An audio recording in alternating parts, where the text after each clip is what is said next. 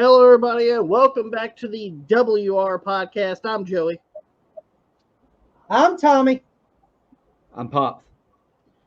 And we are here to talk about a few things that's happened in professional wrestling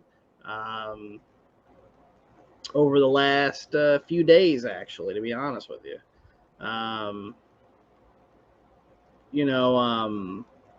As well as we're going to answer some questions for 5 questions that have been sent in.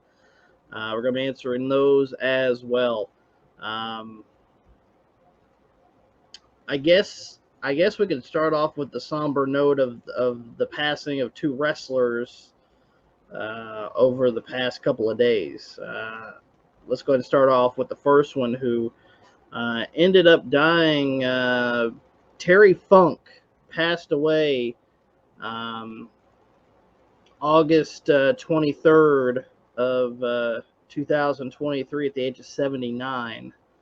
What we're going to be talking about right now is Terry Funk himself, what we thought about Terry Funk, as well as some of our favorite memories or matches of Terry Funk to honorate him. I know that WWE did a 10-bell salute on SmackDown with Terry and Bray together, because pretty much it happened over a 2-day span. It was very, very sad to see, especially, you got the news of Terry and then Bray the next day. It was terrible. Who wants to go first with Terry Funk? Let's go ahead and let Pops go first. Now, Pops, you're really familiar with Terry Funk. I'm familiar with Terry Funk. I watched Terry Funk wrestle for years. But all the greatest matches that he had, I'm not including the United States. I'm talking Japan, everywhere. But the most fun that I had was in the Mid-South wrestling. Jerry Lawler and Terry Funk. The what was it? The original Empty Arena match. Yeah, the original the original one. Yeah, the original one. I loved it. I loved the way Terry Funk did. Just rant and raved and everything like that right there, because he was awful good at it. I mean that was his persona. That is all the other are fun memories of him, but that right there was really that I hold dear, because that really propelled Jerry Lawler. I mean, he that right there was what it was for Jerry Lawler, and that right there made just propel his career even higher. So it's a sad thing. Uh, uh, you know, uh, could, sad time for his family, and everything, and I I just love Terry Funk. That's the only way to put it for me, because I watched him for years. And that empty arena match, if you guys want to go check that out on YouTube, it is on YouTube. It is fucking hilarious. Go check it. Go seek it out. I believe it's also on the Jerry Lawler DVD or Blu-ray. If you actually have that as well, that match is on there. If you guys want to check that match out, it happened in 1981, and there's nobody here, you idiot. I'm gonna break his crown, Lance. I'm gonna break his crown. I loved it. It's hilarious seeing Funk rant saying that the police force is on Lawler's side. You're on Lawler's side. I came here from Amarillo. I tell you what, when he come back, he told him, said, the referees are on his side, the fans are on his side, you, Lance, are on his side, and apparently the airport people is on his side, because they called him and tell him I was coming. Love it. Love it. True true artist, Terry Funk. And the bad part was he lost the match. Unfortunately, he lost the. Yeah, he lost the match, but Bah! And of course, I Bob. flew in from Amarillo. And of Where's he at? Where's he at? Like, hiding underneath the ring? Is he hiding underneath the ring? I loved it. And of course, you actually watched that live on Memphis television in 1981. Yes, I did. I watched it live. Beautiful. So, Vintage uh, Terry Funk. so you know, we should just go over a little brief history about Terry Funk as well. You know, born into wrestling, wrestling royalty of his dad being Dory Funk Sr. Big time wrestler in the Amarillo, Texas area. Legendary wrestler himself. His older brother, which is Dory Funk Jr. And oddly enough, if most people don't know, they are the only brother tag team, well, the only brothers to ever be the NWA the World Heavyweight Champions at different times, of course. But they do have that distinct honor of being NWA World Heavyweight Champions. They both hold that honor. Two brothers, same family, to hold the world title. And you know, the thing about Funk is he went almost everywhere, and I'm talking about everywhere. Memphis, Mid-South, Continental, definitely down in the Texas territory, as far as even in Mexico, Japan. Later on, going to the WWF, multiple times, by the way, multiple times. Mid 80s and even in the mid 90s, for crying out loud. WCW. He was a pivotal part of ECW and their launch into actual pay-per-view. And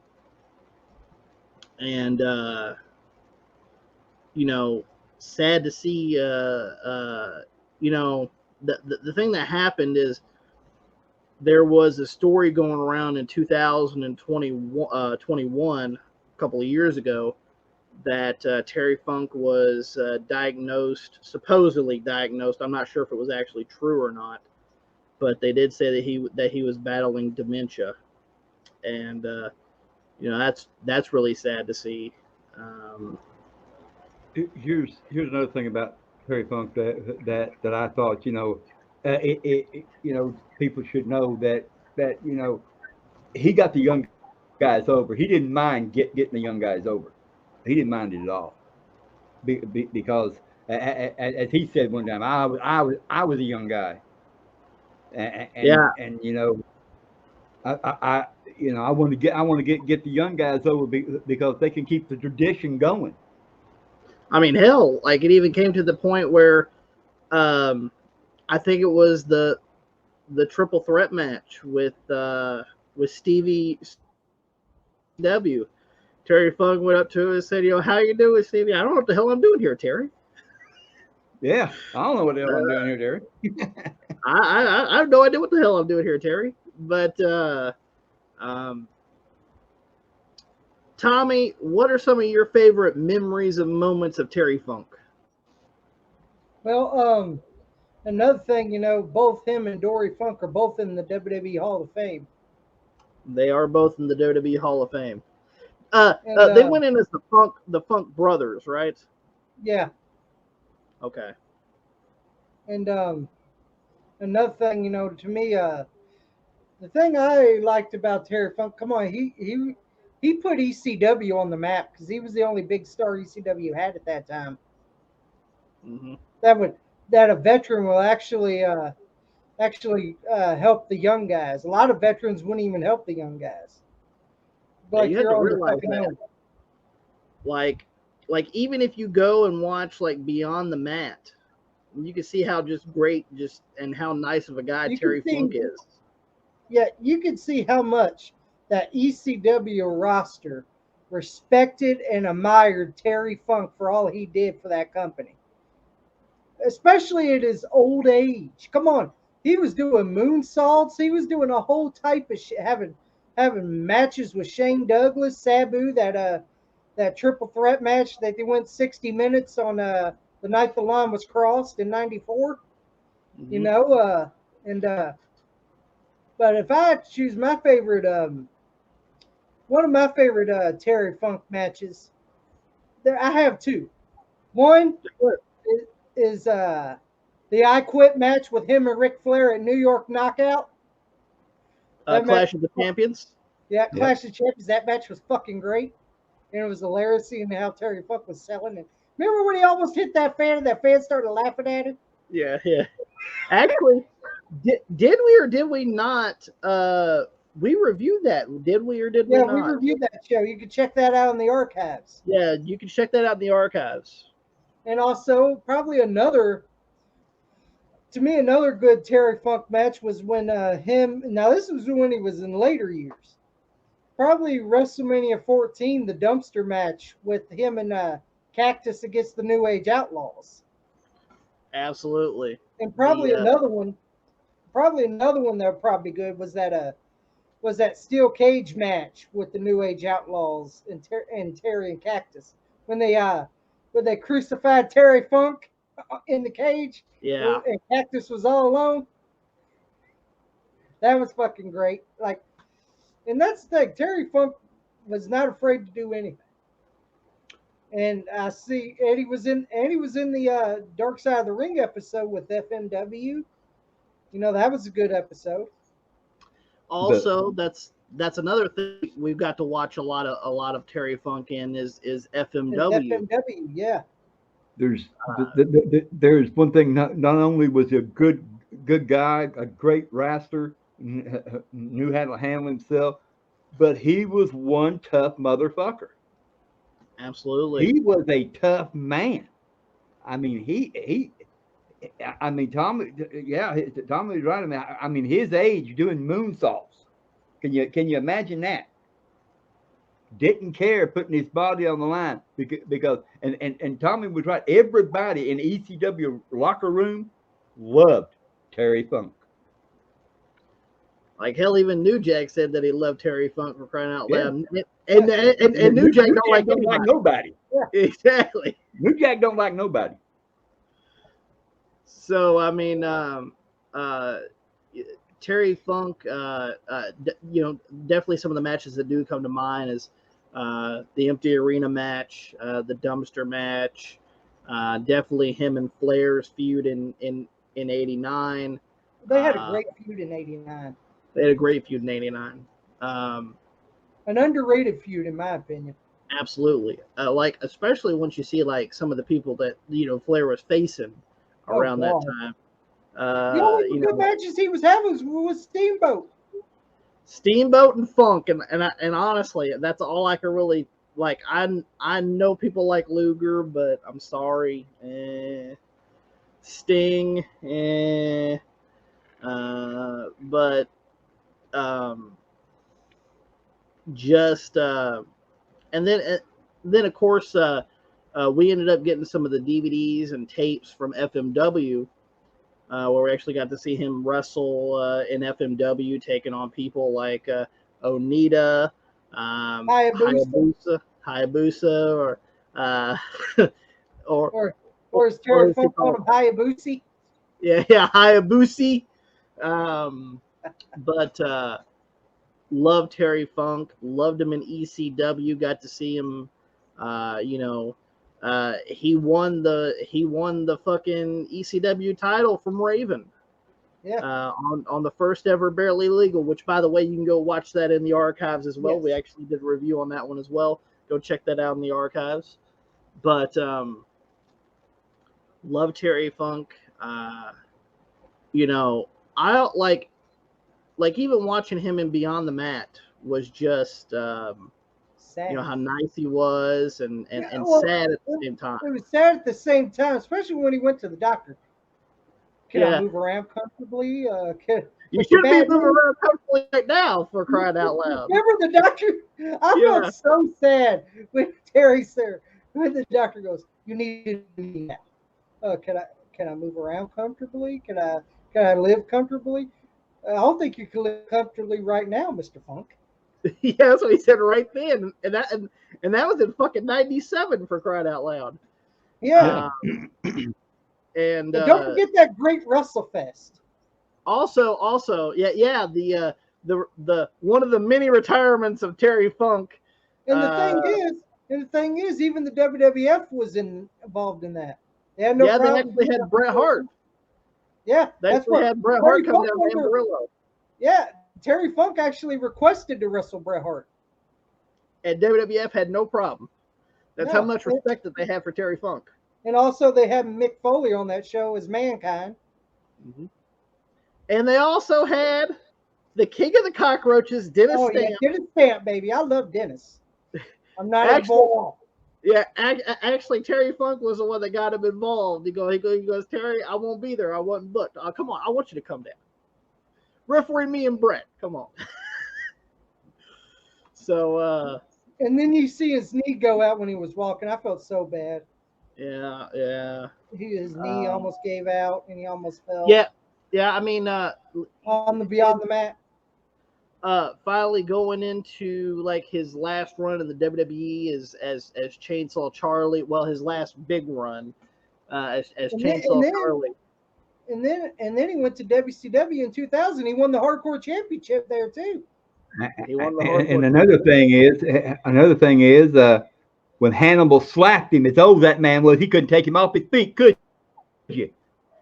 You cad little son of a bitch. Fuck you, Hannibal. Anyway, Fuck you, Hannibal. Fuck you, Nicholson. Slow-pitted Devil Nicholson.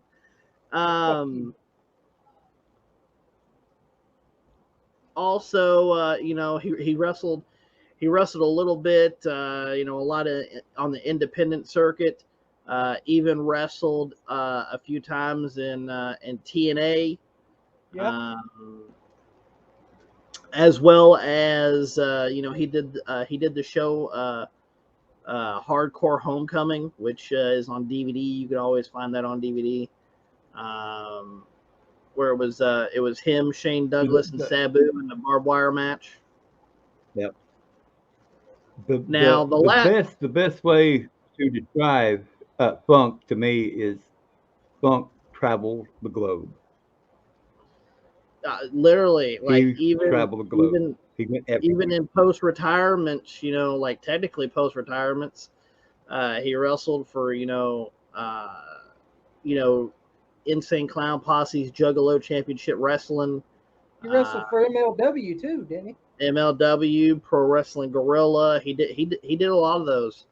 But I guess his biggest thing, like his biggest match before his retirement, was I guess the match with him and Mick Foley at One Night Stand against Tommy Dreamer. Oh yeah, when it was Tommy Dreamer and Terry Funk versus Mick Foley and Edge. Yep. That match was fucking great. Speaking of that, checked out ECW One Night Stand 2006 in the archives. We actually did that in the archives as well. So definitely Terry Funk is going to be missed, no doubt. And super glad he's in the Hall of Fame. And he like not only, and this is the one thing about Terry Funk that we should mention as well, not only a wrestler and a badass, but he was also in a movie too. He was in movies Roadhouse. as well. He was in Roadhouse. Patrick Swayze. With Patrick Swayze. He also did Paradise Alley, Over the Top.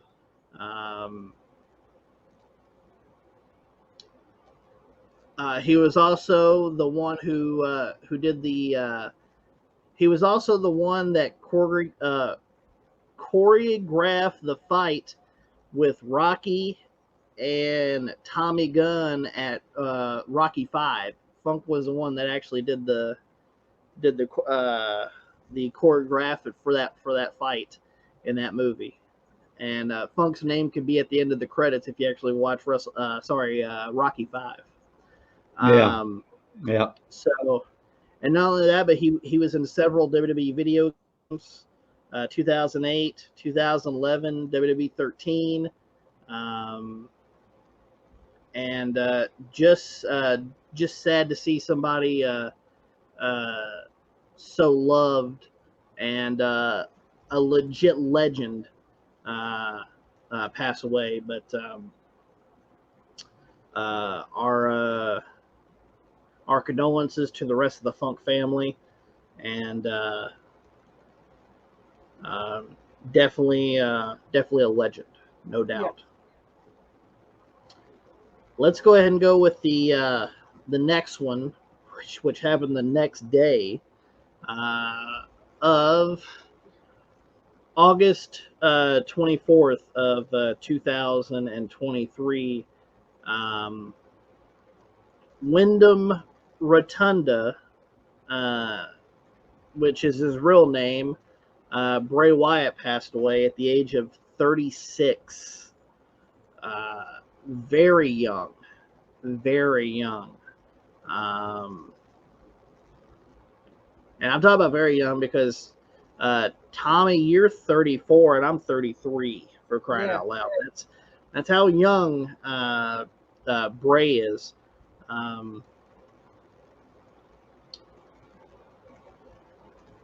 Bray, for most people, if you guys don't know, is part of the Wyndham and Rotunda family. His grandfather was Blackjack Mulligan. His father is IRS or Mike Rotunda. His brother is Bo Dallas. His uncle is Barry Wyndham. His other uncle is the lesser known Kendall Wyndham.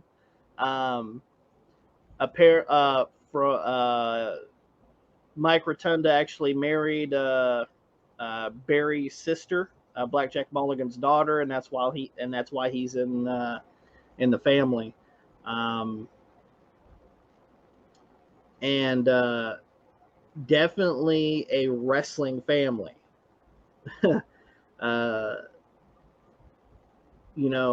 We don't need to sit here and talk about how the Wyndhams are. Most people know how the Wyndhams are.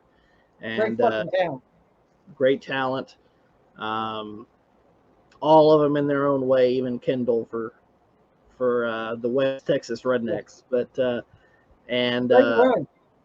great run, and his dad, IRS or Mike Rotunda, excellent wrestler, great talent, and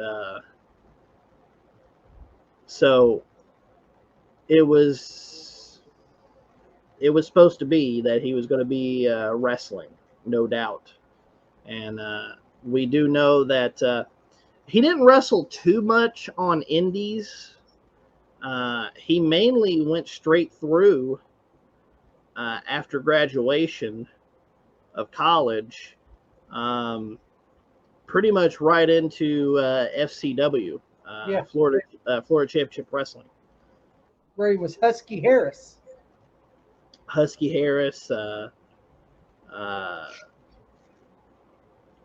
didn't watch too much of FCW around that time. But he would eventually, he went as Husky Harris when he joined NXT, the television show. And his pro was Cody Rhodes at the time. And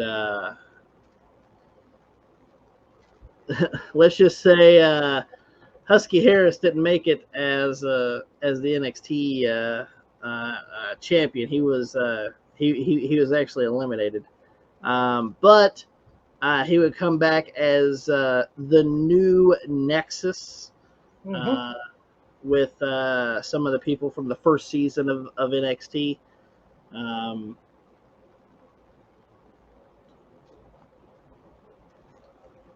He did some more stuff in FCW until 2012, where he got his shining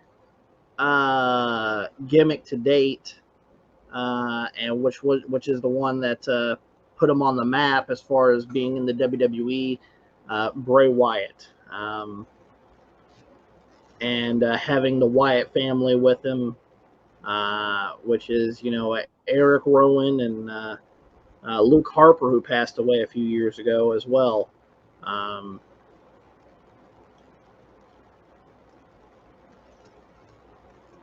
just going to be honest here.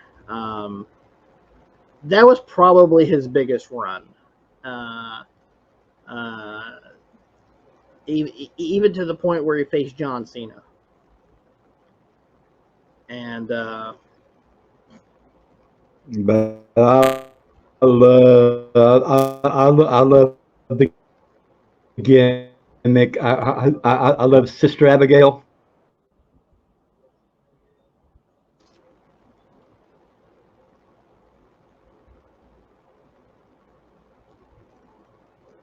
the only thing I can really say is from about 2018 on, I wasn't a big fan of Bray Wyatt. I'm just going to be honest and say that. Because in 2018, if you guys remember, he was teaming up with fucking shitty Matt Hardy. And they were supposed to be the Eaters of the World or whatever it was. And, fucking Matt doing his stupid yes. I didn't like that because I thought that kind of watered down Bray, to be honest with you. Anything with Matt Hardy sucks. I'm sorry. And then his return in 2019 as the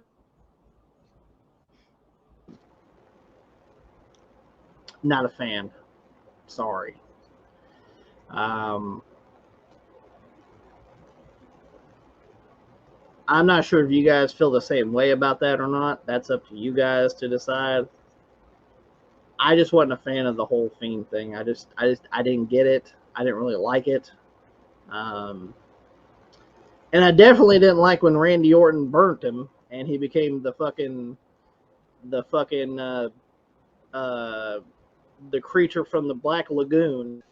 He was a burnt up Fiend that was lit on fire. I didn't like that either. And I'm just going to be honest, his last run was not that stellar. And I'm not sure if that was due to creative reasons or him or what. But, by 2018, I was kind of off the Bray Wyatt bandwagon. And I thought when they were going to bring him back in 2022 that things were going to be different. And it wasn't.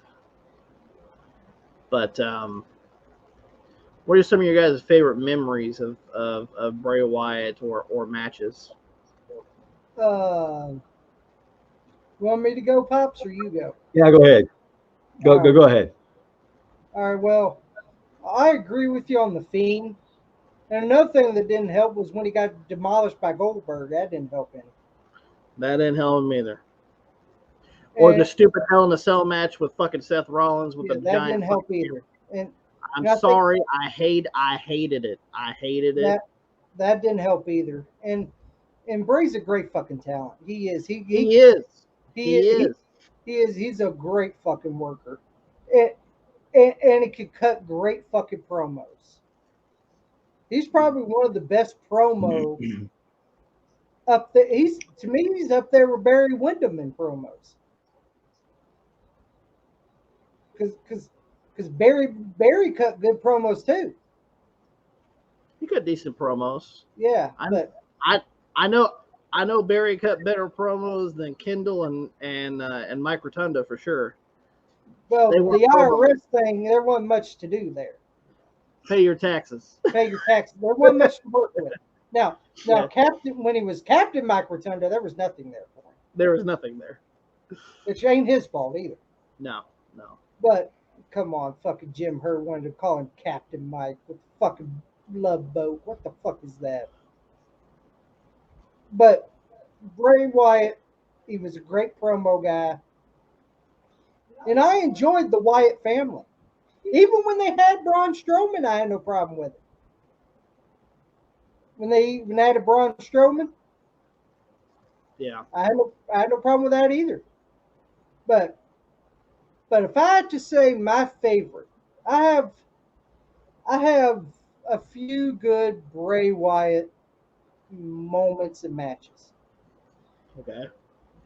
One is probably my favorite was when he won the WWE Championship for the first time in the Elimination Chamber in 2017, where Yes. he finally won the WWE Championship Yeah.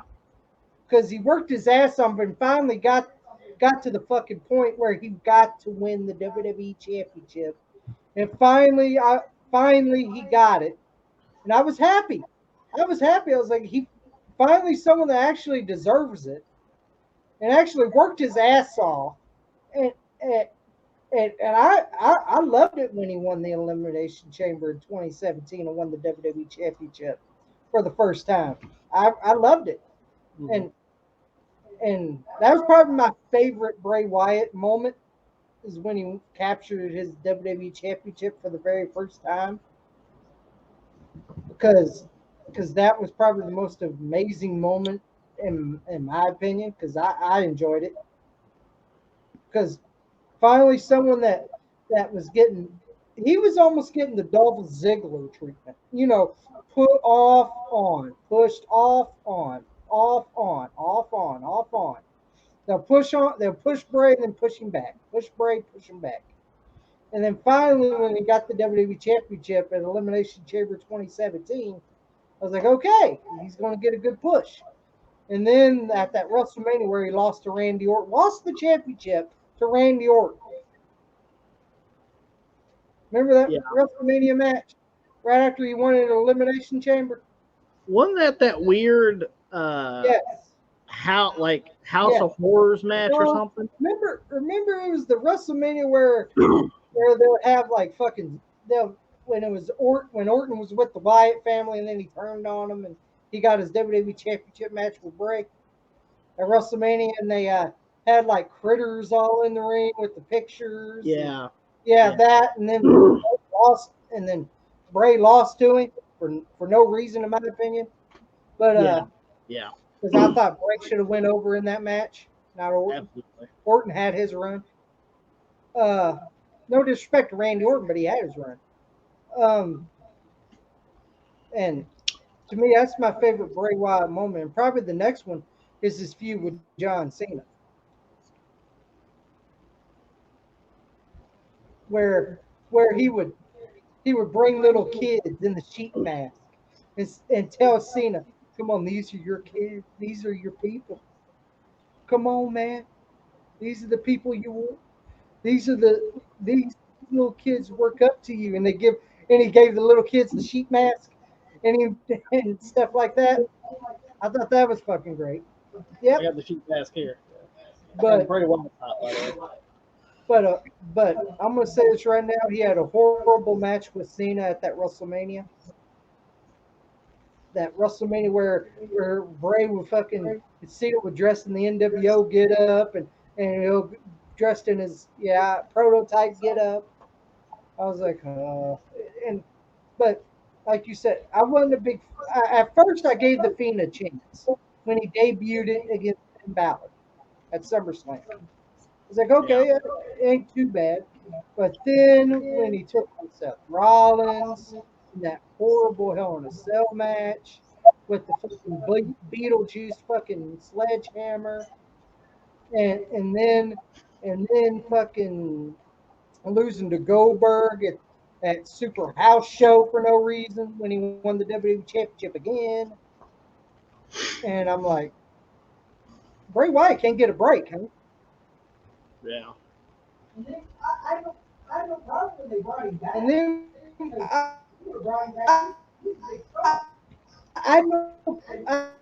problem when they brought him back because I would have brought him back too because he is a big star. But they just that was about it. Still cutting great promos around this time. But yeah, but my favorite Bray Wyatt's. That's probably about it for me. Pops, Bray Wyatt memories or moments. I thought he was loaded with talent. Uh, I loved I love the White family, the Sister Abigail thing. Nobody really knows what happened to Sister Abigail, uh, and that was something real. They just kept it going and going. And I like the characters. He had that great run, and then the Fiend, which to me I really can't blame White on that right there. What I blame is, like I've always blamed, is creative activity. Uh, a gimmick that they give somebody and say, "Hey, make this work." Well, motherfucker, there's some gimmicks you can't make work, and that right there, the theme was a gimmick that he could make work. Uh, like I said, I blame the creative. I blame Beck McMahon because Vince McMahon and everything has really destroyed not the wrestling, but it's destroyed them from being the wrestlers they could be, because give them a shitty gimmicks that you can't get over. So like I said, he was loaded with talent, but once again, the brain of Vince McMahon fucked him over.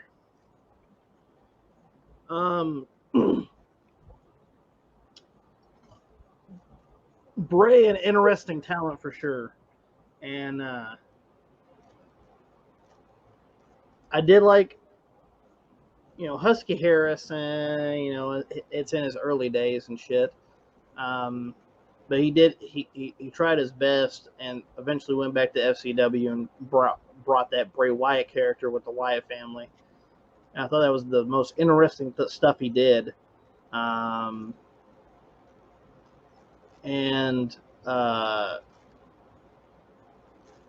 just how he can cut that promo and get by with doing what he was doing. And very talented in the ring, especially for that size. Big men get a bad rap in wrestling. And I will say this: by the time he was the Fiend, he did trim down a little bit. But definitely the Elimination Chamber, him actually winning the WWE Championship finally, and as well as also the shirt that Tommy's wearing right now, the Bray Wyatt Undertaker match from WrestleMania. That was actually a good match also. That was a good match. Maybe Bray should have won that. Let's just be honest here. Yeah. Especially when I found out that fucking Lesnar was the one that beat him for the streak. But at least that was an interesting match. Another thing I enjoyed was the feud with Randy Orton. Now I'm talking about the one where Randy Orton was actually a member of the Wyatt family for a little bit, where he actually teamed with Bray Wyatt and Luke Harper, and they were known as the New Wyatt family. That was interesting. And then, of course, Orton turns on him, and then they have that House of Horrors match. Boy. But by the time... I hate to cut you off there. There's one thing that he was so limber too. I mean, grabbed a hold. I mean, he could lean all the way back. I tried that right there. I couldn't do it. My back would not allow me to. Break your back. He was just so limber. Bad back. Couldn't do it. But he was just talented. Limber. Now, once again, I'm not sure what the creative was. I'm sorry, but by the time he was teaming up with shitty Matt Hardy, Eventually, he leaves for a little while and comes back as the Fiend. Just wasn't for me. I mean, I will say this: at least he got people it talking. just didn't fit him. It just didn't fit in with him. Yeah. I admit that he It did just well. didn't fit for the man. I will admit he doing, but I just didn't like it personally. Me. And then, of course, like Tommy says, having that horrible match with Randy Orton at that WrestleMania, having that horrible match with John Cena at WrestleMania. No, he had a good match for John Cena. I didn't like it. But the one where they were changing outfits and all that bullshit. oh, that yeah. I thought you were talking about the other John Cena match at WrestleMania. No, the one where you know Cena was the prototype and oh yeah, I didn't like that. No, that was a bad match. WO and all that shit. And you know, fucking, you know, him being burnt by Randy Orton, throw fire on him as the fucking Fiend, and he comes out as a burnt fucking, you know, zombie character. Yeah, I don't know, man. It just didn't work, and I didn't like it. I just didn't like it. Now the guy itself, I'm not sure if it was his doing or WWE's doing. I just didn't get it, and I didn't like it. And then, of course, him losing to people like Goldberg didn't help. That shitty fucking Hell in a Cell match with Seth Rollins, where it ended in a disqualification. How does a fucking Hell in a Cell end in a disqualification? But yeah, But there had to be a winner. Apparently not for this one. But yeah, writers and creators. I think Bray Wyatt's story is more of what could have been. Yeah. More than what he did, because let's just be honest, most of his WWE run was not stellar, and I'm just gonna be on the fucking fringe of that. I'm sorry. I love his entrance. But the Fireflies, I enjoyed the entrance. I enjoyed all of that. We should go ahead and say that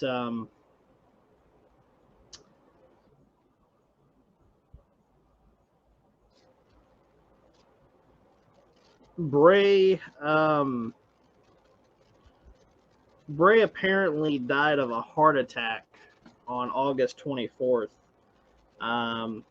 He had a heart attack because of apparently he was dealing with a illness in 23, and it was reporting as life-threatening. And he was also that illness that he was dealing with was COVID-19, which exacerbated a pre-existing heart condition that he did not know he had, and eventually would trigger a heart attack and kill him at the age of 36. So pretty sad to talk about there. Once again, thanks 45. I do possibly bring it around to TR. No, I'll bring it around anytime. I'll bring it around anytime that it suits, and this right here suits it. And another bad part, you know, that leaves his wife JoJo and his kid. Hot ass JoJo, by the way. There's a lucky man there. Yeah, JoJo's fucking hot. I'm sorry, she is. That leaves his. How many kids does he have? 2 or 3, something like that. I think so, and they're and it's sad. They lost didn't he have kids by his first wife though? Yeah, he had a few by his first wife, and then he had. I actually think he recently just had a daughter with JoJo not too long ago, like literally last like few years, And So that's sad. that leaves, yeah, it's sad. I hope maybe WWE will try to help JoJo out with that, because that's gonna be rough. Yeah. And of course, our condolences to the Wyndham and Rotunda family, as well as JoJo and her kids, for sure. Now, after we've already talked about Bray Wyatt and Terry Funk, let's talk about some other things, a little bit more upbeat.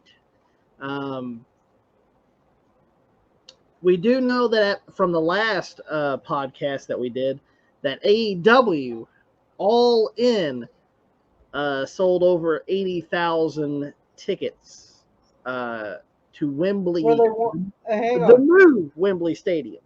What do they want? A fucking cookie?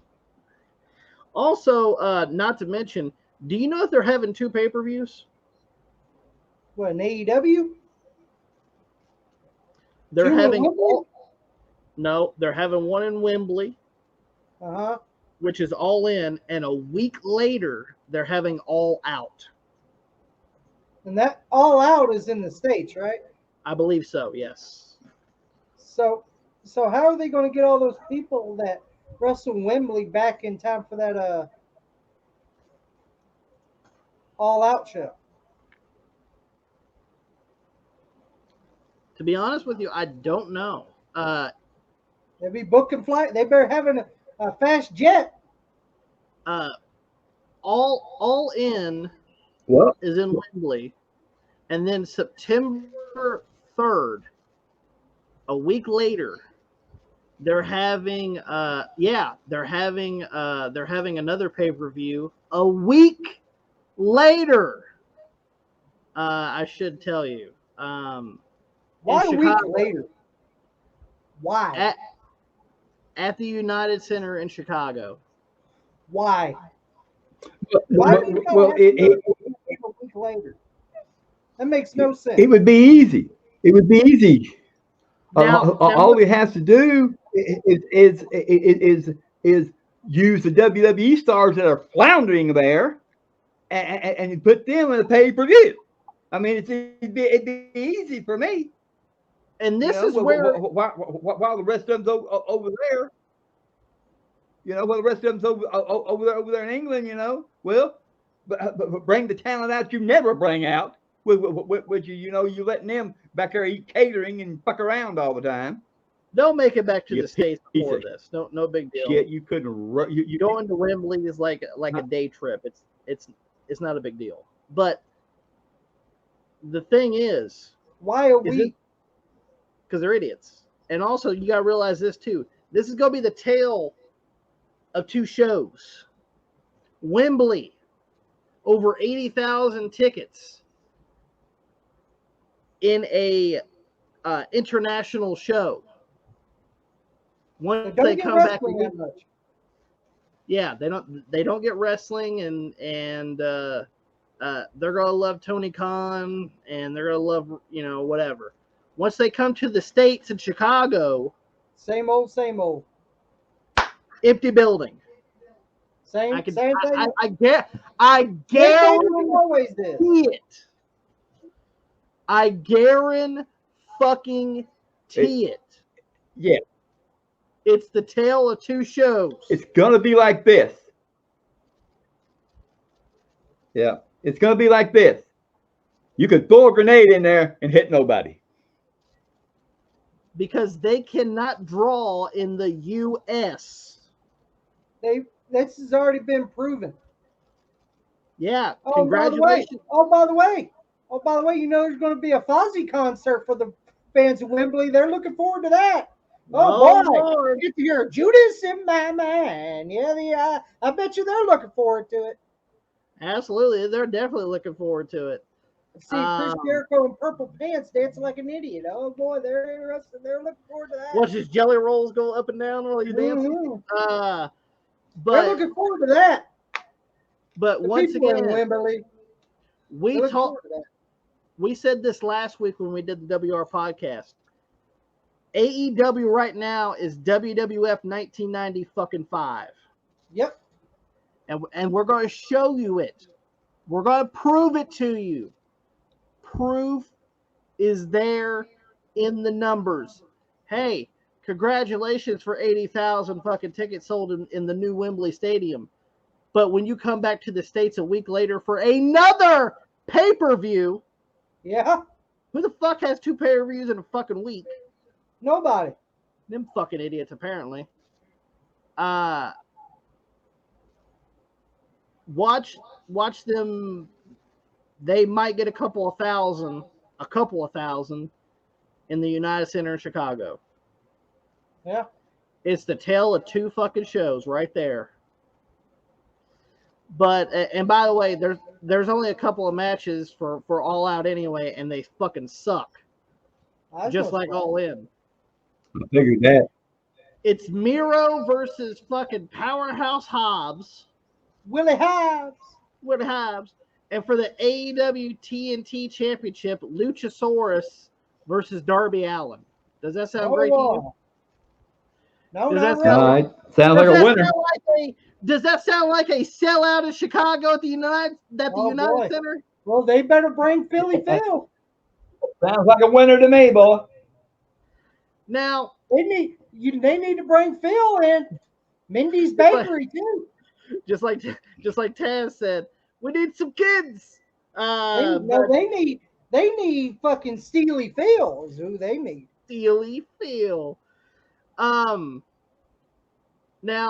one other thing we got to talk about is how they're hyping up this Wembley show. Like it's the best thing ever. Yeah, you get to see fucking Fozzy. Like, it may give a fuck about Fozzy. Oh, like, who gives a fuck about seeing Chris Jericho in fucking leather purple fucking pants dancing like a goof with his jelly rolls? Like, who cares? Do you think people in Wembley would be like, hey, see that song that the Americans sing? You know that song? And Jericho would be like, what song? Oh, my entrance song. That someone grabbed their heart for. Yeah, that one. Yeah, you remember that, Tommy? But motherfuckers. People are shitting themselves that they have 80,000 fucking tickets sold for fucking Wembley Stadium. Well, yeah, I'm not sure if you guys know this or not, but just recently WrestleMania 40 tickets just went on sale. And that's in Philadelphia, right? That's going to be in Philly. Well, guess what? WrestleMania just sold 90,000 tickets in fucking less than fucking hours for WrestleMania. They're already sold out, ain't they? Technically, they already sold 90,000 tickets. That's over 10,000 more than that. That's for WrestleMania for next year. That's for WrestleMania. That is for April of 2020 fucking 4. Good God. I think they beat in the Wimbledon, didn't they? They definitely beat Wembley. I thought they would. I thought they would. Well, there you go. Let's go with one more topic, and then we're going to slide into 5 questions. All right. Speaking of, before we go back to them, there's something else I want to mention. Oh, go ahead and mention it, Jay. I want to hear it. About fucking AEW. That's one thing I want to mention about AEW real quick. Why? Why in the fuck? Like, what's wrong with? And another reason why I don't like AEW, it's the fans. They are some. Is it me or is AEW fans probably the stupidest wrestling fans you ever seen? Like, are they, like, I'm serious, are they like the stupidest wrestling fans you ever seen? How dare you, Jay? They're wrestling fans. No, come on. They do stupid, idiotic things. They do fucking. They're the ones They cry when somebody comes back from a fucking. Like, come on. Did you see the guy that fucking cried over fucking when CM Punk made his return? Come on now. And then Tommy Dreamer made him cry even worse, giving him tickets to Impact. I'm gonna give the old crying fan fucking tickets for fucking Impact. That made me cry even worse. Man, these motherfuckers deserve to get made fun of. They've never been laid. Like and you Have they ever know, seen Pussy, and Tommy? you No. know they don't use, and you know they don't use Speed Stick. Damn, it's $1.25. Can you not afford it? Did you see that one chair that they had at one of the fucking AEW shows? It was a white chair, and then there was Yeah, shit it's just staying in it. Oh, Just yeah, so- I see that chair. I think he poopy. I think he He poopy. didn't want to miss. He didn't want to miss the best friends match, so he had to take a big old deuce right there. I got to see my best friend Orange. Well, let me. Do you let me want to show know Orange. why? Hang on. Let me show Orange this brown streak. There you go. Go ahead, Pops. Do you want to know why these fuckers do that right there? Where they can get their camera shot. That's why they do it, to get their camera shot. Oh my God! Somebody sucked somebody's dick. I'm serious. Like I'm serious. That's why they do that right there. That's why they do that. The camera will come on them, you know. Like I'm serious. They are probably. And I'm sure Tony Khan is the one that thought about that one. You guys get up here and make ugly looking fucking faces. You know, they're fucking. And Fuck nothing. you, Tony Remember, Khan, and fuck the motherfucking ugly faces. and remember the goddamn. Remember they were thinking Edge was going to show up there. Edge put the kibosh on that in a hurry. That's another thing we should talk about is the Yeah, let's talk about that. real quick. Then we'll slip into the last topic, and then we'll do 5 questions. But Yeah, go ahead. apparently there was Edge technically retired from WWE. Apparently, from what it was Here comes Tony Khan sniffing. there was a now I will say this: before Edge came back to the WWE, he was offered a W. He was offered some kind of deal for AEW, and he turned it down to come Tony back to Khan came WWE. sniffing around like a fucking hound dog. And I need more kids because I can't get my talent over. Another line, you fucking jamoke.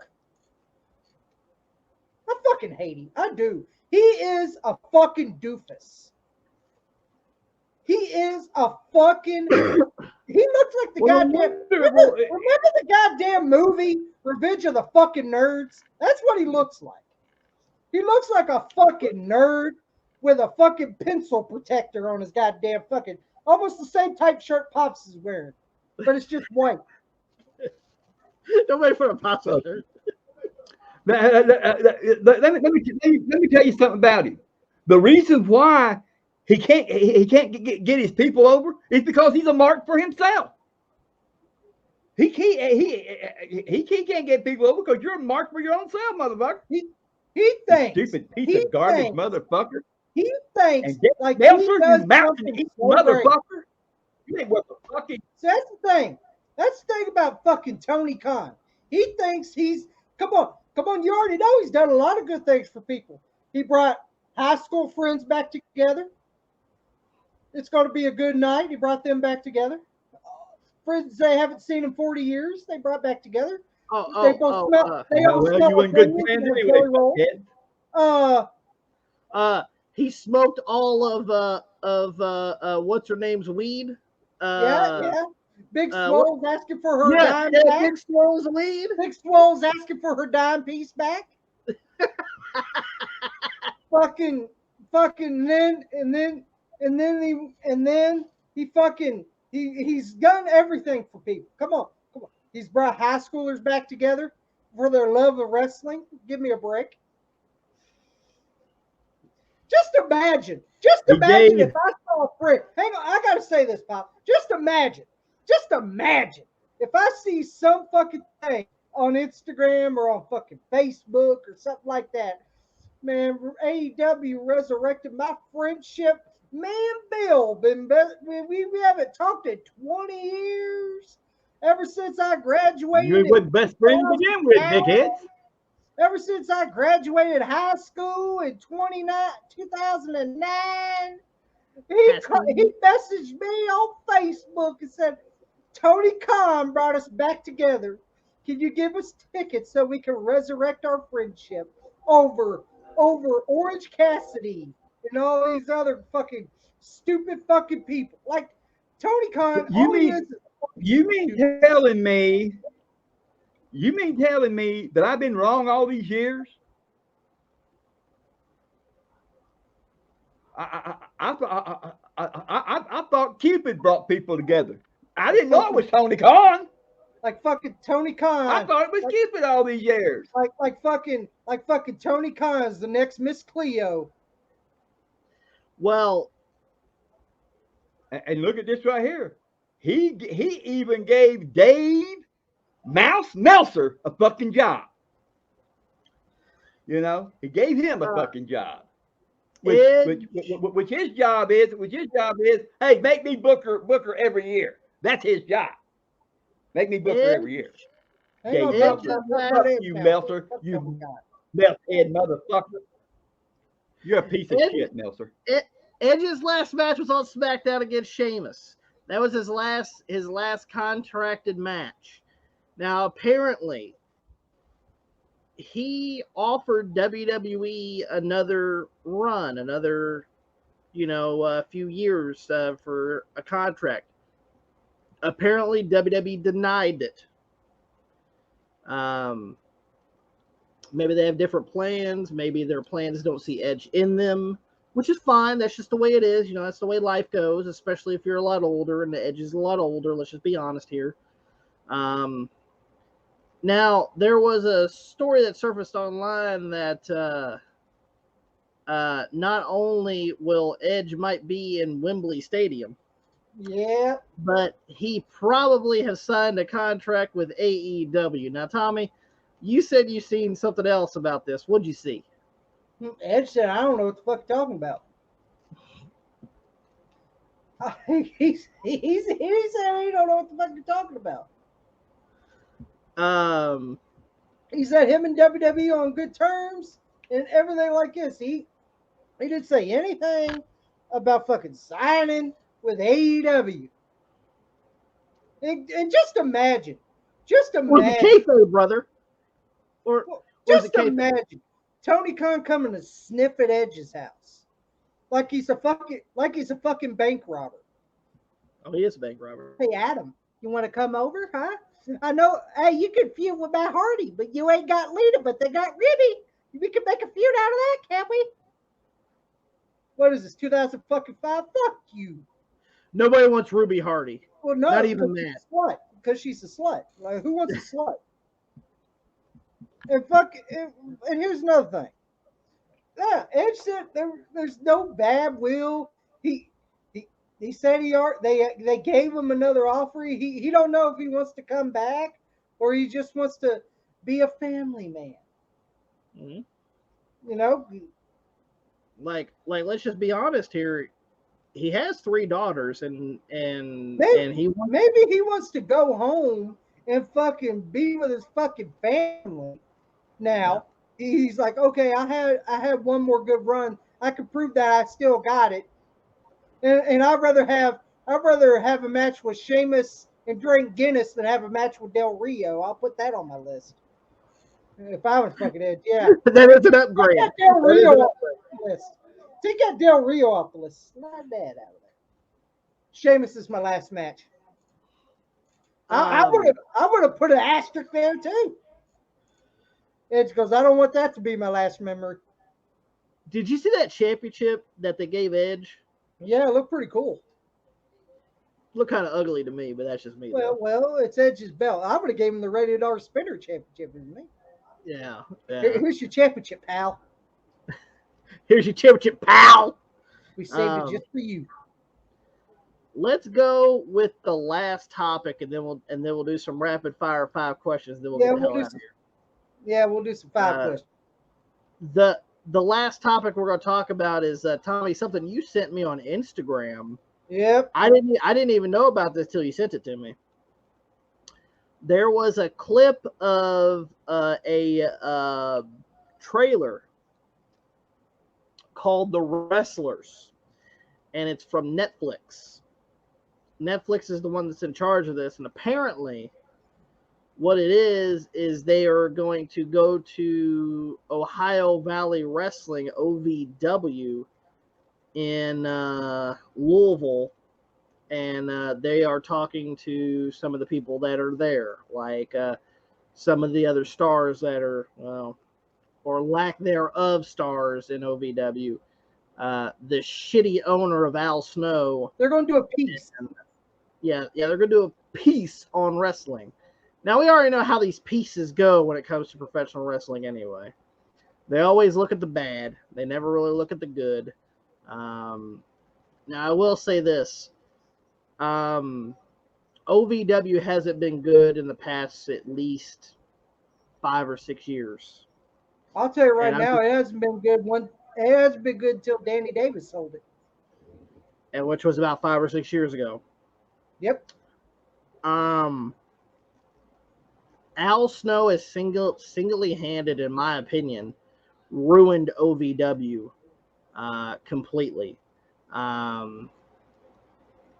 When honestly, when was the last OVW show we actually went to? Was it 2016, 2017, maybe? Maybe 2018. I'm not really for sure. It was around that region. About it at least 5 years ago. I'll give it credit. At least 5 years ago was the last OVW show we went to live. Now, I will say this. They don't come to E-Town at all anymore, where we live. Except for, apparently, they came, God, what was it, a month or two ago? And they didn't even promote that shit. We never even seen any promotion about it. They didn't even hype it up. Like, literally, I think it was about 2 months ago. It was back in, like, June. I didn't find out till I got on, like, Instagram or something, or Facebook or something like that. That me and Tommy follow on there, that we're friends with. She actually goes to a lot of wrestling shows, right?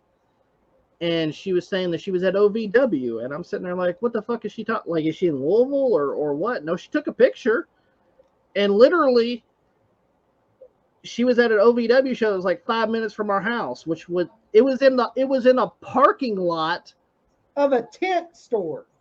Yeah, of like well, not a tent store, of like it's a trampoline for fucking kids. It's a tent. It's a trampoline park, right? Yeah, what the fuck it is? Fuck trampolines. And literally, this trampoline park is like 5 minutes from our house. It's not very far, right? We didn't even fucking decide to go, and plus it was hot that day too. Yeah, especially when I saw the talent that was involved, I was definitely not going. I don't give a fuck about fat ass cash flow, okay?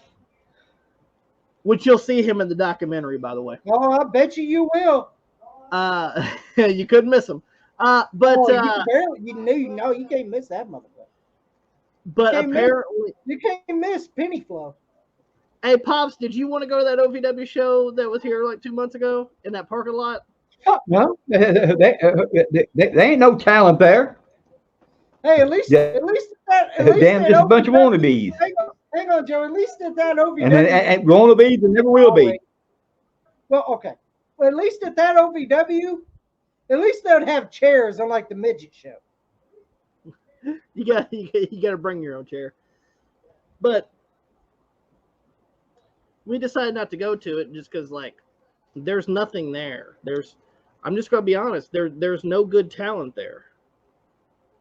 We know that. We've seen this shit, guys. We live here. I watched the TV show. We've watched the TV show. There's no good talent there. I guess the best talent you have is maybe Jesse Goddard, and he's.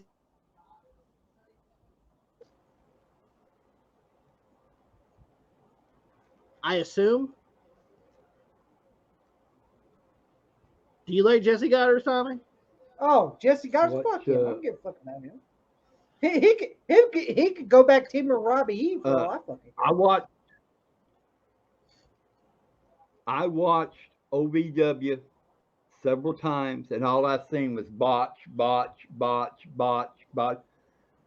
And this guy did a kick, missed this guy that far, and the guy sold it. Now look, if you ain't at least got a contact with me, I ain't selling shit because it makes me look bad. So you either get me, you either get contact me with a kick or a punch, or I'm not selling shit. I'll walk out of the fucking ring and get my hamburger there and walk and go home. That's it. Your hamburgers and chips, huh? Yeah, hamburgers and chips, and maybe one of them little small cups of drinks, and I'd be on my way.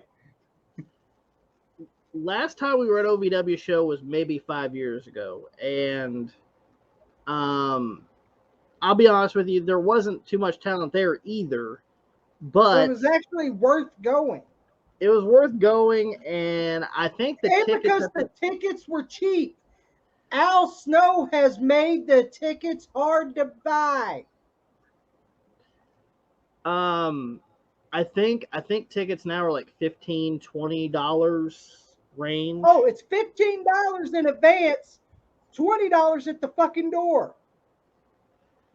That's $20 per person. That's you $15 gotta realize per person. You can get tickets at a fucking WWE show for that price. Mm-hmm. You have to realize when we went to OVW, especially during the booming period of OVW, which is 2000 to 2006, 2007. That's the most booming period of OVW. Tickets were. We've seen a lot of stars there. Yeah, tickets were $5. $5. For you people that don't know, we seen now who that later hit the scene, the biggest star of all, back in OVW. He was called the Prototype. You people know him as John Cena. We got to see people like John Cena. He was there. Batista, Randy Orton. We got to see people. Brock Lesnar, Shelton Benjamin, Charlie Haas, fucking Doug Basham, Danny Basham, the Basham brothers, Johnny Jeter, the Spirit Squad, all of them. We got to see Dolph Ziggler, which FCW still takes credit for fucking making him. No, he was in OVW before he was in FCW. Wade Barrett was credit for Wade Barrett. Ryback, even though that's no big loss, FCW could have had that. We got to see these people, Carlito, Eminem. Yeah, Eminem. Houston Domino. Cody Rhodes. Elijah Burke, Cody Rhodes, Sean Spears, when he was good. Colt Cabana, which was not good. You see, here's the thing, guys. Here's the thing you people don't know. We got to see these guys right here before they hit the big time. Paul Burchill. We got to see these guys for David Flair. $5.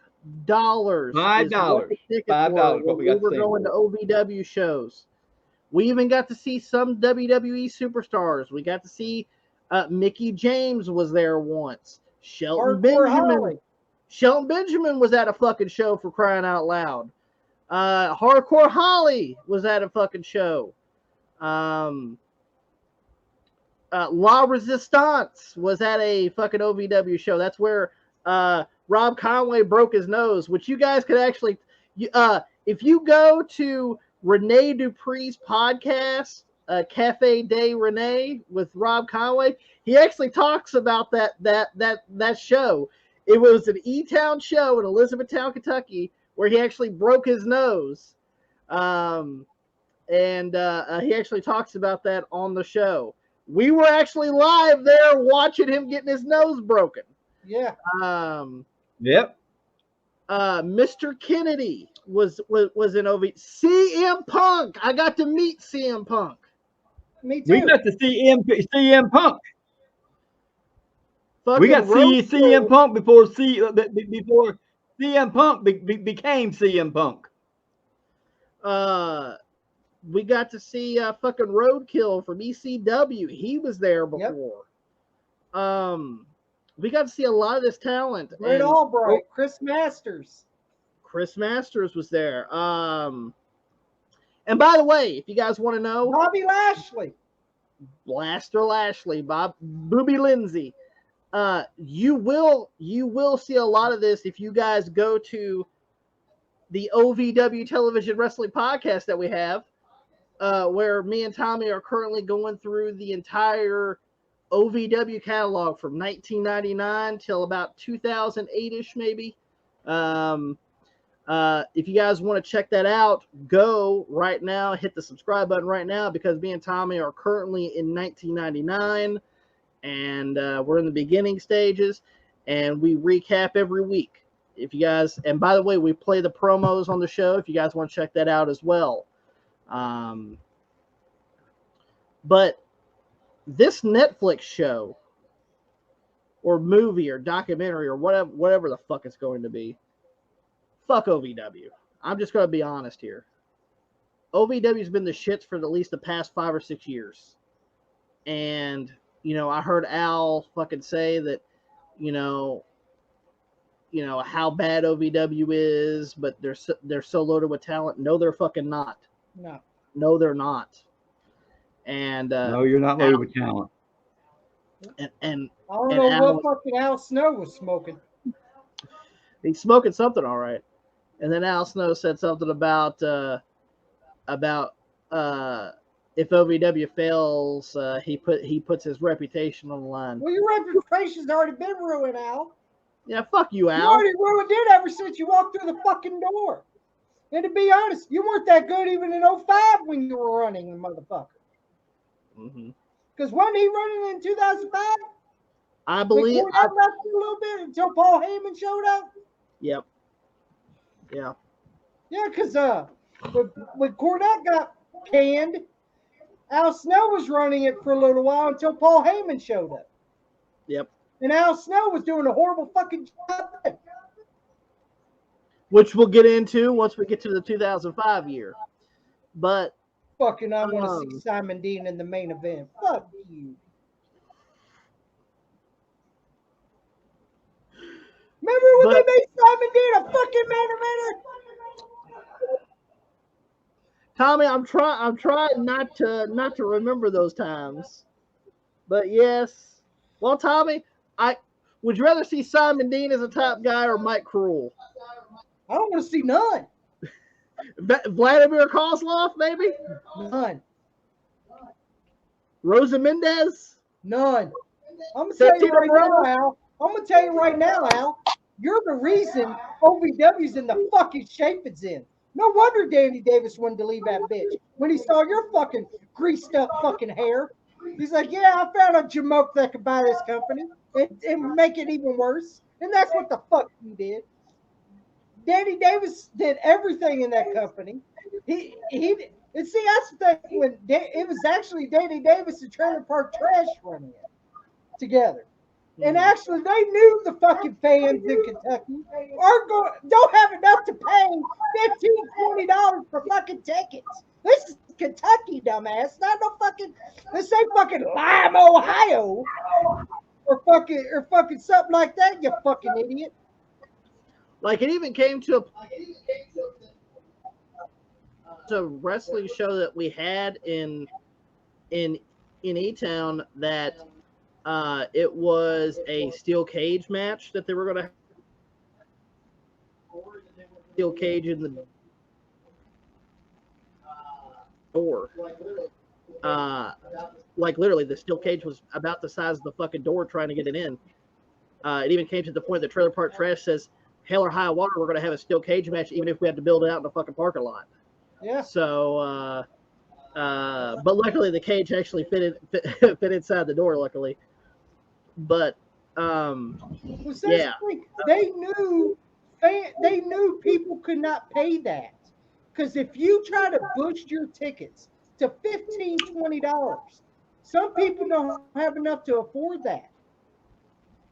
Like they actually had a deal going on when they were developmental for TNA back in 2012, 2013. They actually had a deal of you can have 5 tickets for OVW and you can get a pizza for like $50. Yeah, for 50 fucking bucks you can get a fucking large pizza and tickets for OVW for $50. That's pretty damn good. And That's the thing. Danny Davis and Trailer Park Trash knew the audience. They knew people could not afford that. you can afford up to $10. I think that's the most we've ever paid for OVW tickets for like $10. When all right, it was $10 in advance. $10, that's no problem. Mm-hmm. But and it was $12 at the door, Mm-hmm. which ain't too bad. But when you're doing 15, 20, $15 for I think it was 25. I think it was 25 or 30 for front row. Yeah, they do it in rows now here. So it's if you want front row, that's $25 fucking dollars. Nobody's gonna pay that. Wait a minute. Hold it. That's a per person. I am sorry. I'm sorry, but I have seen their shows on TV, and I wouldn't. It wouldn't be worth watching it if you went to one of their shows. It wouldn't be worth it to me. But although you can sit there and see the botches completely. Come on, when I was in the hospital for my heart problem, I was so fucking bored. I watched OVW, and it was not fun. You must have been bored, pal. I'll tell you that much. I was really that fucking bored, and it wasn't that good. But are you going to watch the Wrestlers on Netflix? One, I don't have fucking Netflix and don't give a fuck about Netflix. I'm pretty sure somebody might bootleg that shit. So and two, I don't give a fuck anything Al Snow's selling. Because Al, all you are is a fucking horrible fucking owner. Fuck your collar and elbow shirt. And fuck OVW because you single-handedly fucking took OVW, ran it into the fucking ground, and now look at it. $25 for general admission or front row seats. You are a fucking moron. You've always been a moron, and you continue to be a moron. No wonder Machine Gun Kelly left your ass. The Wild Bunch. But fuck you, Al Snow. And fuck the documentary. Everyone knows it's gonna fucking suck anyway. Yes. I don't give a fuck about seeing fucking fat ass Cash Flow's jelly rolls. I don't care about seeing Tony Gunn thinking he's a top guy. I don't want to see Jesse Goddard thinking he's a top guy when he's never been one. I don't want to see any of this shit.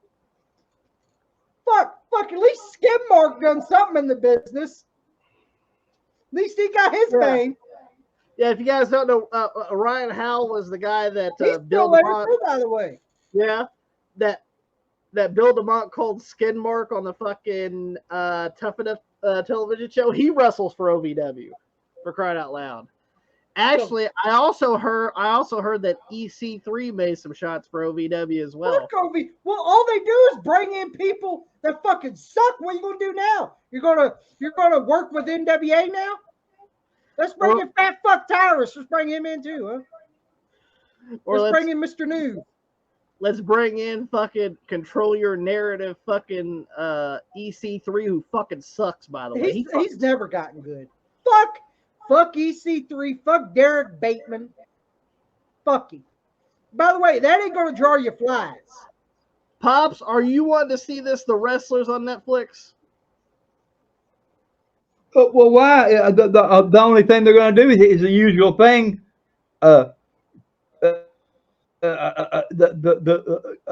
gripe about the poor wrestlers that's passed away. Drugs, drugs, drugs, drugs this, drugs that. Fuck that shit. I'll watch it if I can watch it for free, but I'm not gonna be going on Netflix to be trying to fucking find it. I'm just gonna be honest. Now let's get into the last portion of the podcast, which is 5 questions, which you guys sent in questions. Thank you. Finally, we got questions. You see, if you want 5 questions back, gotta send in questions. You know, you gotta send in questions. You know, I don't want to face Owen. You know, but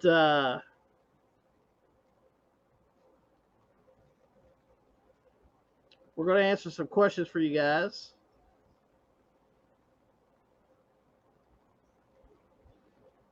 Which are right here. We got a couple here that we're going to answer.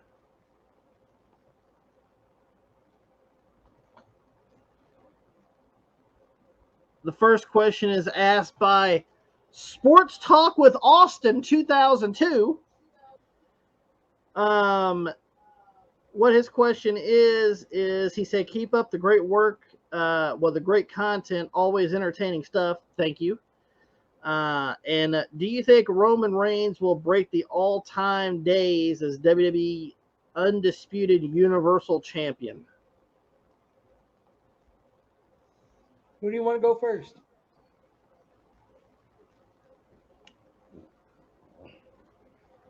That's up to you guys. I'll Go ahead. Yeah, I think he's going to be the longest reigning champion. I think he's going to stay champion for a while again. Well, I mean, he's over 1,000 days, right? I think so. Is he? I think so. Well, if he ain't, he is. I don't know. But I think he'll bring it. Pops. But you know, look at it like this right here. It took him for years to get fucking over, and now he's over. Of course, they're going to let him hang on to that belt longer. I mean, it's logical. But you know, it really don't make a shit to me. Sorry. I got so damn tired about the blood this, the blood that. Yeah, blood your ass, motherfucker. Sickening. Well,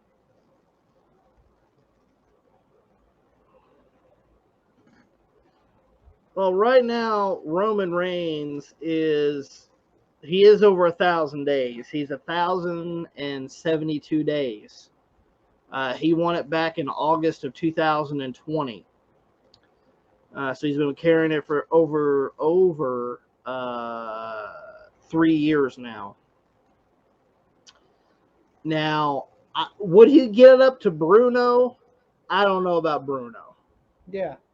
But I definitely. It's hard to do the Bruno. I definitely think he will hold on to it for at least the next year or so. Yeah. But because honestly, who do you have that's going to take it? Like Seth Rollins has got that World Heavyweight Championship. Seth Rollins has the World Heavyweight Championship.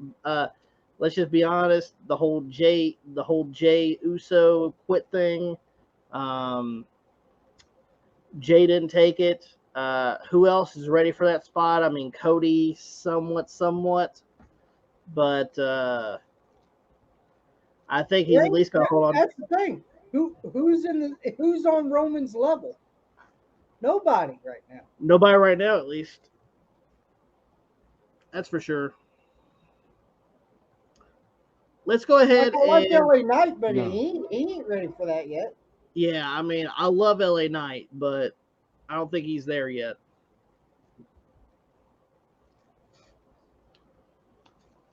Let's go ahead and answer 5 more questions from our good buddy. He's an old buddy. He's an old buddy. T and Couponer, aka Tennessee Titan lover, aka the the producer of the Born Leaders Wrestling Podcast. So speaking of that, go subscribe to the Bone Leaders Wrestling Podcast. We will leave a description, the link for their channel in the description box below. Hit that link, goes directly over to their channel. They hit over 800 subscribers. They're getting to that 1,000 mark. So get them to that 1,000 mark. Do a great job over there. Teen Couponer's first question is, if you had a time machine, what dream match would you choose, past versus present? He says AJ Styles versus Shawn Michaels, and Killer Kowalski versus Walter or Gunther. So you have to pick a current day superstar to face an older superstar that never really faced each other. Okay. Who wants to go first with their dream match? I can go ahead with mine. Go ahead, Jay. All ahead. right. It could be someone. Could it be someone in the past, but he's still alive? Yeah. Okay. Well, I mean, somebody that was at that level, like, you know, they never really got to wrestle each other. Or, okay. Well, I just wanted to know if it had to be someone that was dead or. No, they could be alive still. Go ahead, Okay. Jay. Well, I already got mine already. Kurt Angle versus Gunther.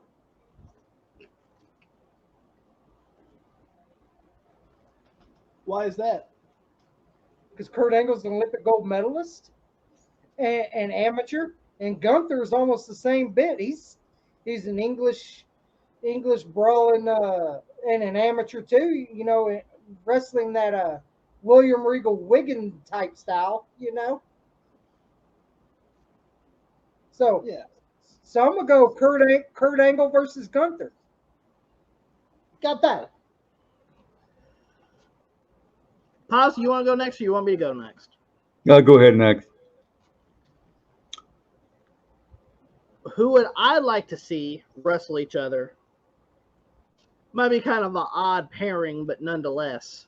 I'm going to go with a very current day superstar in LA Knight versus, which I think they'll have a great match, the Macho Man Randy Savage.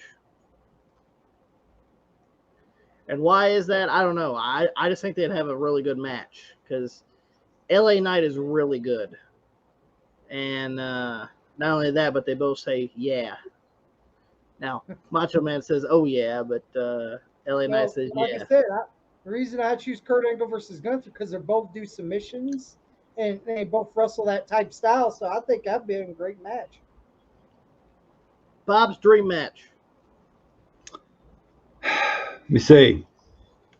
I think that I would choose Wilbur Snyder. Let me think here.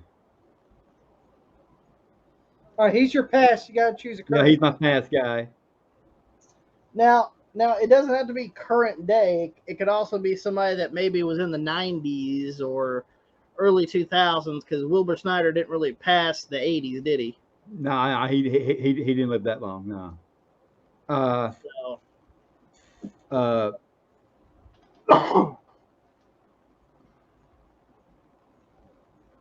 Shit. Trying to think here. Hey, because Wilbur Snyder was the guy that he did a lot of submissions and he had the yeah. He did a lot of submission holds and stuff like that right there. I'm trying to think. Maybe the Samoan submission machine, Samoa Joe. Yes. Oh, yes. That's who I was thinking about. Yes. For those that don't know Wilbur Snyder or never heard of him, he's the one that come up. He actually come up with the move that is still used today, the abdominal stretch. Great technical wrestler, a mat wrestler, could tie you in a knot. Yeah, him and Samoa Joe. great, both of them great submission holds. I think that would be one hell of an outstanding match.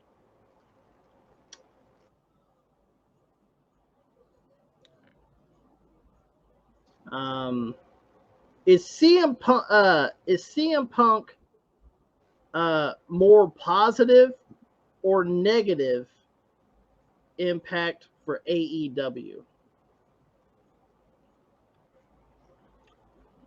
You want me to go first? Go ahead. Sure, go ahead. I think CM Punk's a positive. I Punk as a positive as well because of just how he is. He's a top guy. He's a big draw. He has a This is why, name. yeah, this is why I say CM Punk is a positive because he tells the fucking truth. He's honest about that fucking company. He admits that every fucking one on the roster are fucking children, which they are. Uh, and CM Punk is the golden goose. I'm sorry, he is. I'm Yeah. sorry, he is. I'm saying this right. He is a better world champion than fucking MJF right now. Mm. Because MJF to me right now, being with Adam Cole is a fucking joke. A fucking joke. He is a joke of a world champion. He don't act like a world champion anymore. He don't do no things like he did before when he was world champion. Now he's a fucking joke. And that's So why, another joke of Adam Cole. yeah, it's a, yeah. And Adam Cole, you've been a joke ever since you showed up in that fucking pissant company. I you were great in NXT. You were great talent. You didn't do nothing stupid. But when you showed up there, I'm with my friends. Let's act like goofs. How do I do a power bomb again? You fucking long hair fuck. Fuck you, Adam Cole. And your fucking girlfriend slash wife, where the fuck she is, she's a fucking douchebag too, like you are. So you both deserve each other. Maybe she could fucking Isaac Yankum your fucking teeth, you stupid son of a bitch. But I'm going in. I agree. CM Punk's a positive for that fucking company. Pops. Definitely a positive. I mean, look at this right here. If CM Punk was to leave, who do they have? Who do they have? I mean, Tommy made it plain. You know, you know, they're there with Adam Cole jacking his cock off. So who do they have? If he lost CM Punk, that company would go down the drain. I'm definitely gonna go Sad. with. Sad that you have to have one guy holding the fucking ship together. It's sad. It is. It really is sad. I'm definitely gonna go with positive overall because he's a name. He draws. Hell, their biggest box office and biggest rating that they ever got was when CM Punk came to AEW the first time. They've never trumped that as far as Never will. Yeah, and never will. Let's just be honest here. They never came close to that rating ever again. They haven't, and they won't. Now, granted, are there some stuff about CM Punk that's a little out there? Yeah, I mean, you know, he can be negative at times. He could also be a dick to deal. But when you're the one that's laying the foundation and the one drawing the money and the one doing the promoting, the one that's doing almost everything, you have that right. I think he has a right to be a dick. And he has that right to be a dick. Because, you know. Especially when all Tony Khan wants to do is fucking love his fucking friends. And hug them. And hug them. Ain't that right, Eugene Khan? Eugene Khan. Let's go with the next question. Your thought on Raven and MLW? I'm just going to be honest and say I haven't watched too much MLW. Who? Raven. Raven? Yeah. I like Raven, but I never watched MLW. The last time I watched MLW was when I saw Dave Meltzer's face, and after that, I didn't watch it. You know when he had the PB&J on his fucking face. Yeah. That's the last time I fucking watched MLW. But I like Raven, and Raven's fucking great.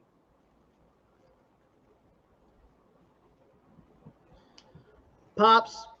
I be honest, I've never seen it. Heard a lot about it, but I've never seen it. I mean, I like Raven. But so. if Raven's there, you know, here's the way I feel about it. If Raven's there, kudos to them. They got talent.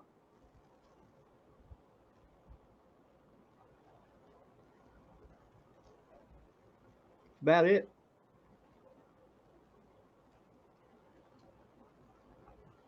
I mean, he's a very creative person and definitely could be an asset for a wrestling company. Is Raven? I just don't know too much about it because I haven't really watched too much MLW, to be honest with you. Well, like and plus, I said, I didn't watch it until I saw Dave Meltzer's mug, and that's when I said, "Fuck this company." Anytime you have a crotch ride on, I'm not interested. Also, the you guys heard about the ludicrous fucking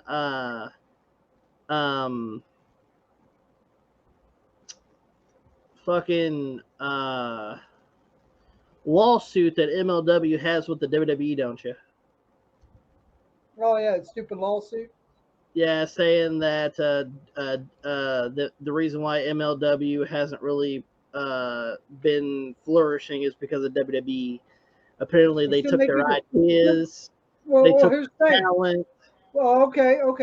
If that's the problem, shouldn't they sue AEW and Impact too, pal? Because they're doing the same shit. Yeah. But no, you want to go after the big wig. The big wig. Well, speaking of the big wig, let's go ahead and go with the next question by TNQ Punter, which is, who would you want to see for the next season of Dark Side of the Ring? Well, that's a good question.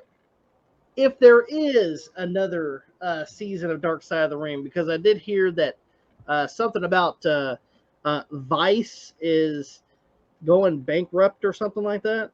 Well, they better have another fucking Dark Side of the Ring. Even if Vice don't do it, put it on some other station. That's what I heard. I don't know though. That's what I heard. Well, I'm just saying, if Vice is going, Vice don't have much besides that, in my opinion. But if they do go belly up, I think Dark Side of the Ring should be on a different channel then,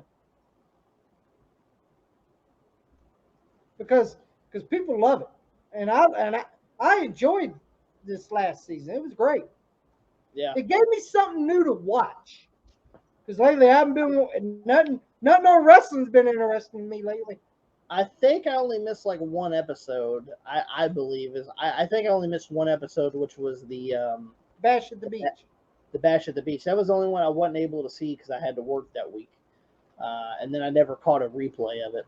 But other than that, I did watch every other episode, and it was pretty damn good this season. If I had to choose, I know some people I love them to do some on. Okay. Huh? Okay. Who is it? Rick Rude. Okay. Probably another one. Probably let's see. I'd love for them to do one on besides Rick Rude. Another one would probably be Vader. I would love for them to also do another one on I'd like to see Mr. Perfect also. Yeah. And definitely Perfect comes to mind. I wouldn't mind seeing when the WWF took over NWA television for Black Saturday. That might be a pretty good one to. Oh yeah. To see what the behind the scenes stuff of that shit was, especially with the people calling in wanting their Gordon's Holy Wrestling and not this this WWF shit. Yeah. Damn. I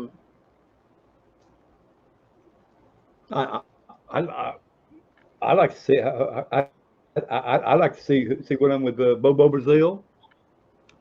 Was there a dark side of Bobo? Yeah. Okay. Yeah. I'd like to see the dark side of Bobo. I love Bobo Brazil. Always did. Maybe. Hell.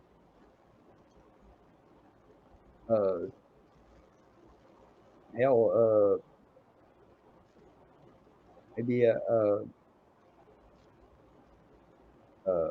Yeah.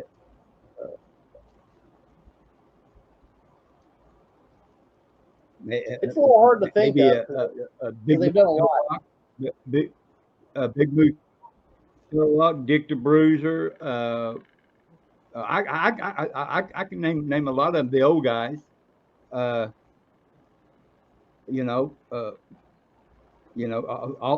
like to see the dark side of the ring with some of them in it. Do a profile on them. Mike Awesome would be another good one. Mike Awesome, yeah.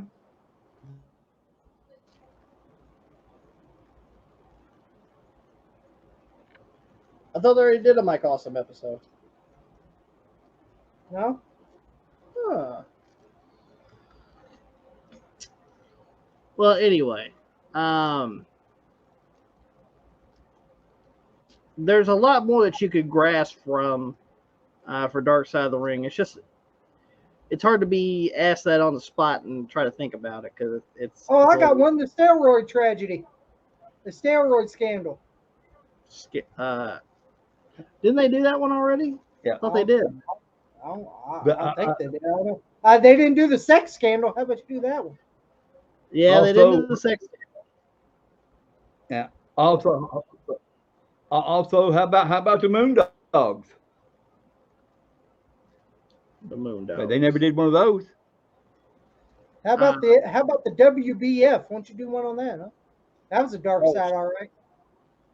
That's a dark side. All right, that's a real dark side. Before we get to TNQ Potter's last question, he says here, enjoying the channel and glad you're doing the OVW podcast. Keep up the great channel, my friends. Thank you, TNQ Potter. Thank you, TNQ Potter. Apparently, some people tuned into the first episode of OVW and then tuned out for the second episode. But we're going to continue on. We're still going to do it, so we're still going to continue on. So make sure you guys check out the OVW Television Podcast. The feed is still going to be on this channel, so where you can see it, whether you see it on Spotify or you see it on our YouTube channel. So let's go with the last question for this edition of 5 questions, which we did 6, but oh well. The last question is asked by TNQ Potter, which is, who was your first wrestling crush?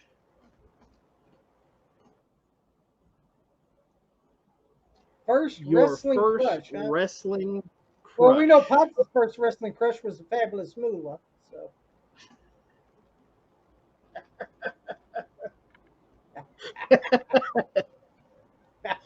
Or Mae Young.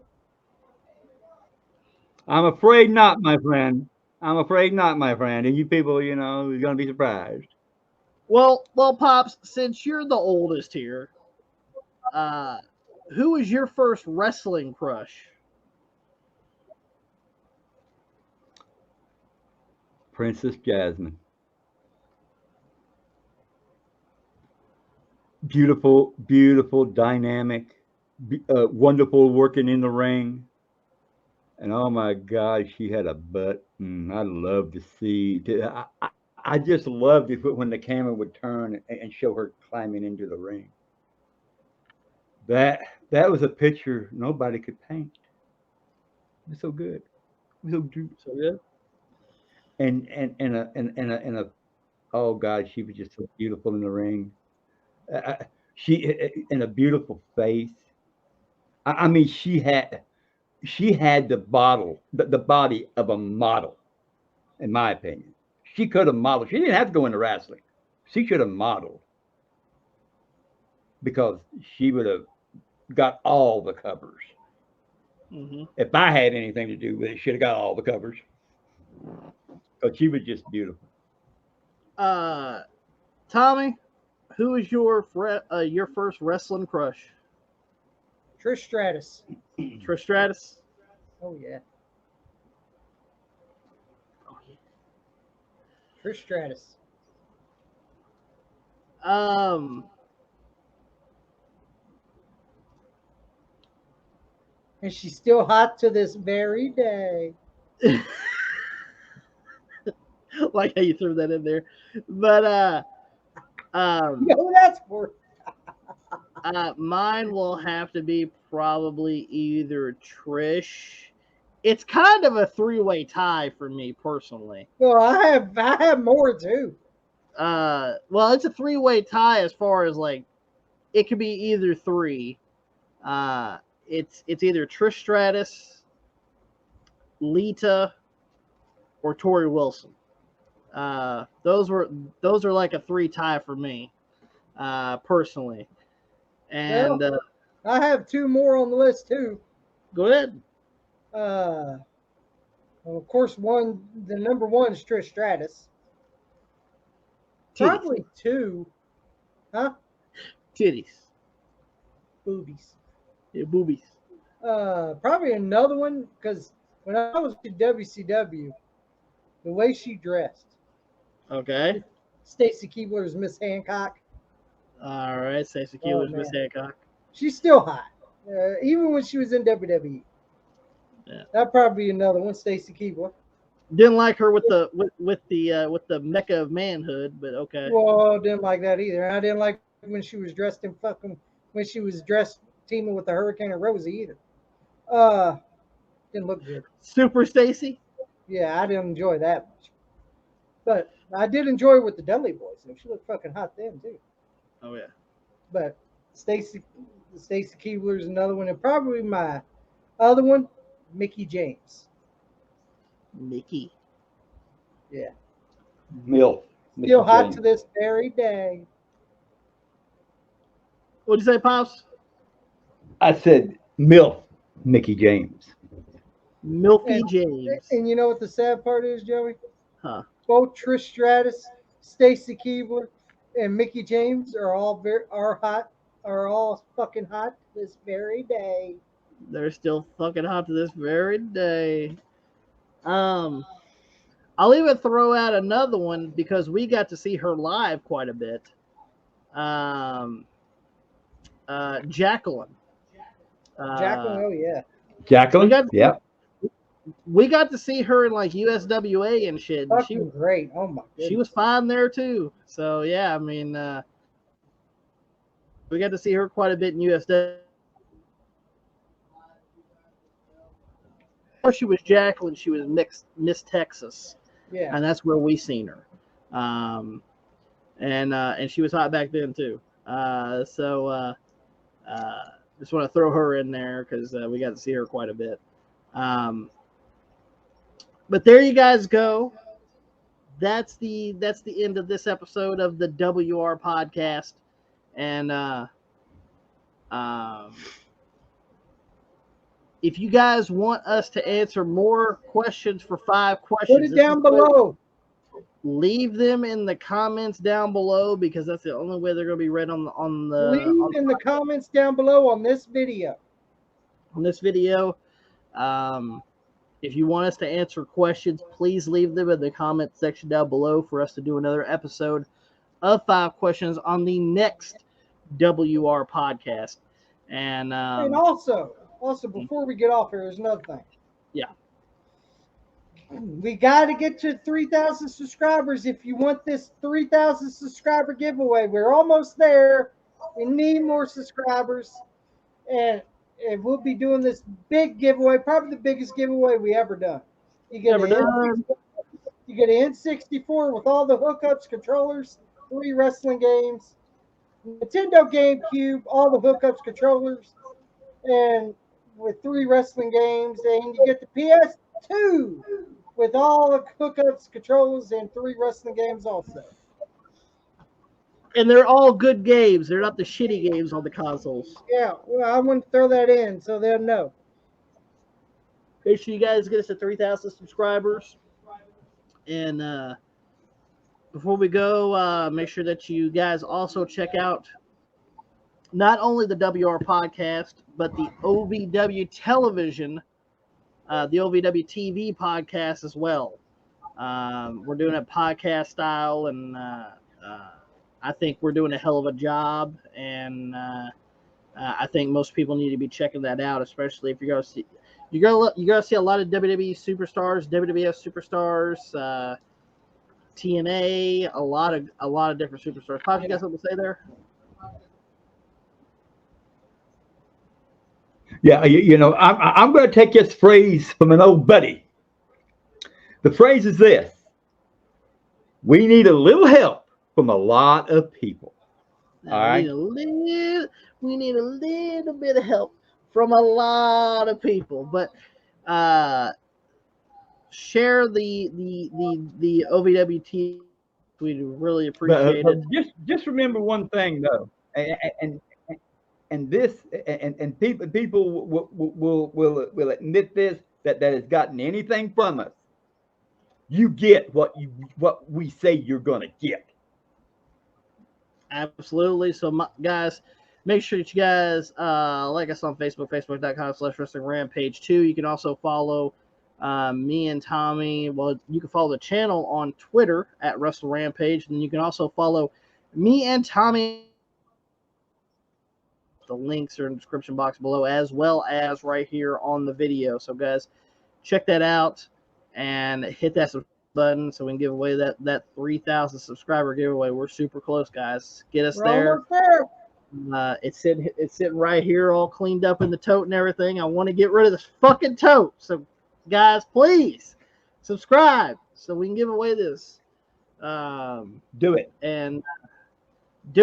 and hit that subscribe button, and we'll see you guys next time.